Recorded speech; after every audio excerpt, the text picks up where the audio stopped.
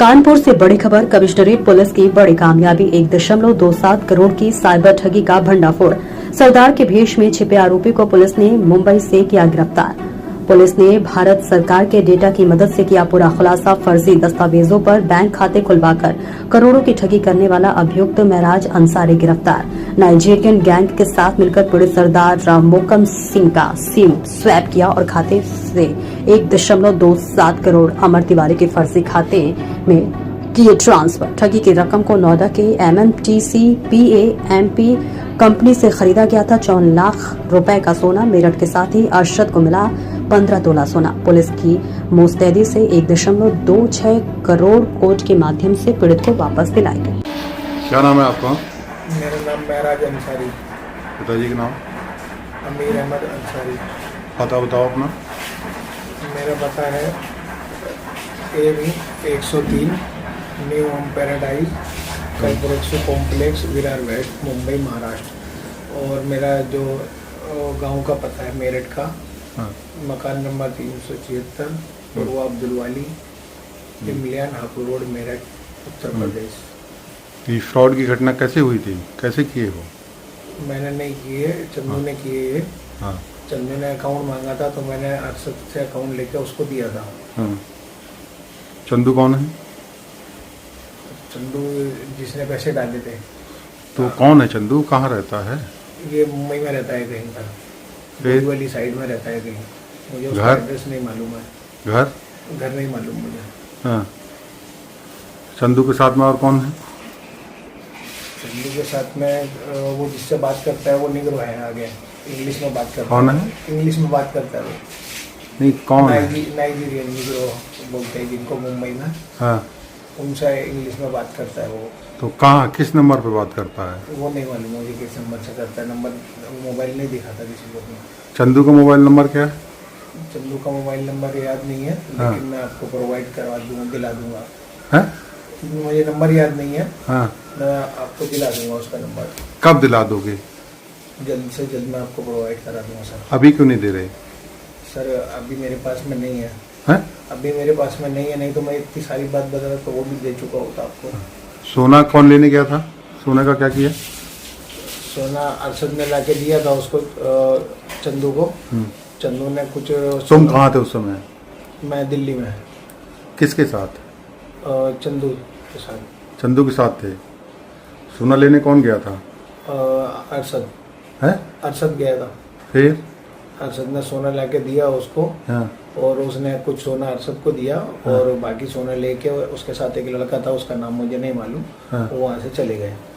मुझे हाँ। बोला कि मेरी फ्लाइट है, लेकिन वो फ्लाइट से क्या है, ये कैसा है वो मुझे नहीं मालूम। हाँ। उसके बाद में मैं और अरशद मेरठ चले गए। मेरी तबीयत ख़राब थी। हाँ।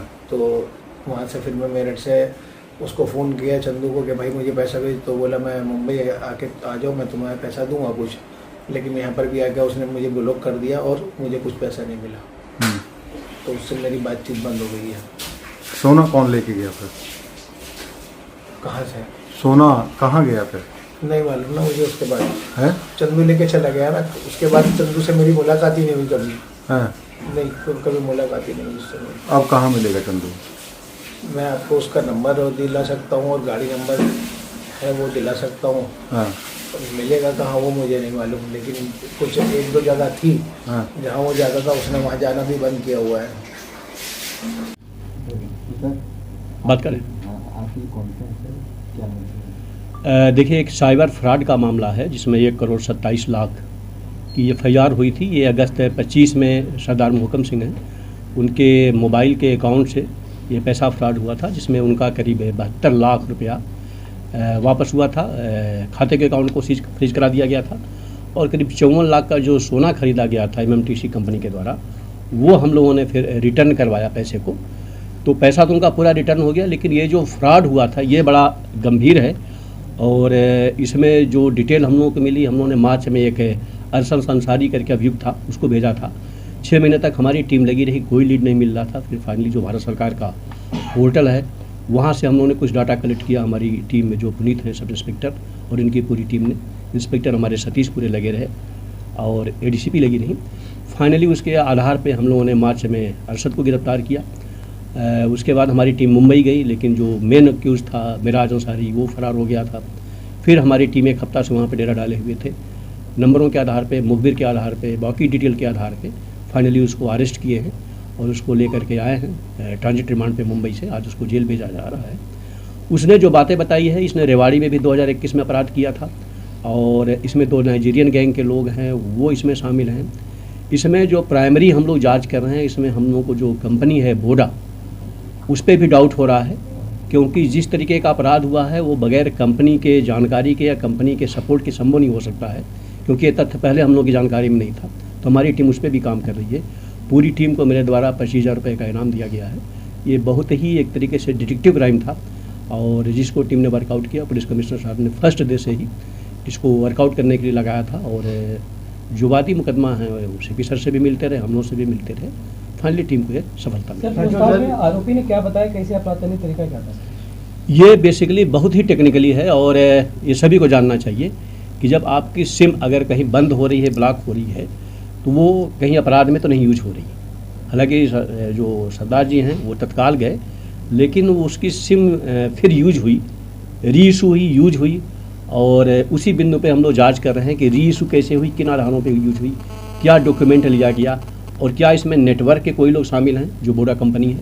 और हम लोगों ने ऊपर भी उनसे मेल मांगा है और जब इस पर हम लोगों ने डिटेल स्टडी किया तो इस तरीके के 2 और केस इसी गैंग से मिले हम लोगों को। एक चेन्नई का है, मुंबई का है। तो वहाँ पे हालांकि मुकदमा लिखा गया, उसका इससे कोई डायरेक्ट नहीं है, लेकिन जहाँ पे लिखा गया है हमारी टीम उनको इन्फॉर्म कर रही है कि वो भी इसमें रिमांड लें और अपने केस को वर्कआउट करें। सर, जो ये नागरिक दस्तावेज बनाते थे केवाईसी करने के लिए बैंक में खाते जो खुलवाते थे और सर जो ये सेम स्वैप करते थे, इसमें और भी लोग की मिली भगत और सर ये लोग मैंने कहा ना कि जो कंपनी है उसको इस बात को देखना चाहिए, क्योंकि अगर हम एक नॉर्मल आदमी जाते हैं तो हमारा अंगूठा भी लिया जाता है, ID ली जाती है, आधार ली जाता है। कैसे अगेन सिम इशू होता है और अगेन जब सिम इशू होता है तो उन्होंने फॉर्मेलिटी क्या अपनाई और उसको कितना कन्फर्म किया। तो ये जाहिर सी बात है कि हम उनसे डाटा लेंगे और अगर हमको संतुष्टिजनक नहीं मिलेगा तो हम फिर उनको मुलजिम भी बनाएंगे, जेल भी भेजेंगे। सर, जो 2 विदेशी नागरिक है नाइजीरिया जो मैंने बताया, उनका इसमें क्या रोल है? नहीं, वो लोग बेसिकली जो इनका जो डाटा है ईमेल से, जैसे तमाम बड़े बड़े जो कंपनी कारोबारी हैं वो अपना बहुत सा कारोबार तो ईमेल के थ्रू करते हैं, तो ईमेल को हैंग करते हैं, ईमेल से डाटा लेते हैं, फिर डाटा के आधार पर फिर वो स्टडी करते हैं कि किस सिम से या किस मोबाइल नंबर से कारोबार चल रहा है और उसी आधार पर फिर उसको सिम को वो शिप करते हैं और अगेन इशू कराते हैं, फिर उसके आधार पर उनके बैंक के अकाउंट को साफ करते हैं। तो विदेशी नागरिक को नाइजीरिया में आपने बताया नहीं, वो डाटा देते हैं ना, वो बेसिकली वो डाटा आपको पता होना चाहिए कि जो साउथ अफ्रीका है, नाइजीरिया विशेष करके, वहाँ पे आज से 10 साल पहले भी और अभी भी ईमेल को हैक करने का, ईमेल से फ्रॉड करने का एक बड़ा गैंग है वहाँ पे। विदेश से बैठे हुए हैं, वो ईमेल पे डाटा पे ही रिसर्च करते रहते हैं। बैंक अकाउंट भी मिले? सर, जो बोडा कंपनी है क्या उस पर भी कोई कार्रवाई होगी? हमने डाटा मांगा है क्योंकि प्राइमरी जो लग रहा है कहीं ना कहीं डाउट है और उस डाउट को अगर नहीं क्लियर करेंगे तो बिल्कुल कार्रवाई करेंगे।